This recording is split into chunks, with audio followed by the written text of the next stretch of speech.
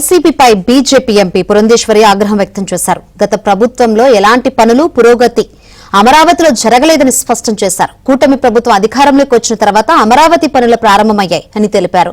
ఇక మరోవైపు అమరావతి మహిళా విషయంలో సాక్షి మీడియా చేసిన అనుచిత వ్యాఖ్యలను పురంధేశ్వరి ఖండించారు. మహిళలనే గౌరవం లేకుండా మాట్లాడడం సరికాదన్నారు. రాష్ట్ర రాజధాని మనం చూసాం, ఎంత ఘోరాతి ఘోరంగా అమరావతిని చాలా ఘోరంగా తోలనాడినటువంటి విషయం విపక్ష నాయకులు మనం అందరం కూడా కళ్ళారా చూసాం, టీవీలో చెవులారా విన్నాం కూడా. నిజంగా ఇది తల్లి చెల్లికి గౌరవం ఇవ్వవలసినటువంటి వారికి నిజంగా గౌరవం ఎలా ఇవ్వాలో తెలియదేమో అనేటువంటి ఒక బాధ ఖచ్చితంగా మా అందరిలో కలిగినటువంటి విషయం.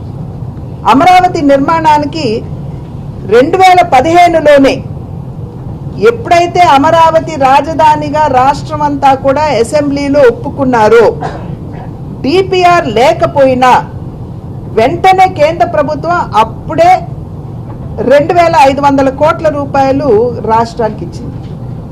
ఇది ఖచ్చితంగా నొక్కి వక్కాణించదచ్చాం. ఈ మధ్య కాలంలో మళ్ళీ గత 5 సంవత్సరాల కాలంలో అసలు అమరావతిలో ఎటువంటి పని జరగలేదు, పురోగతి లేదు.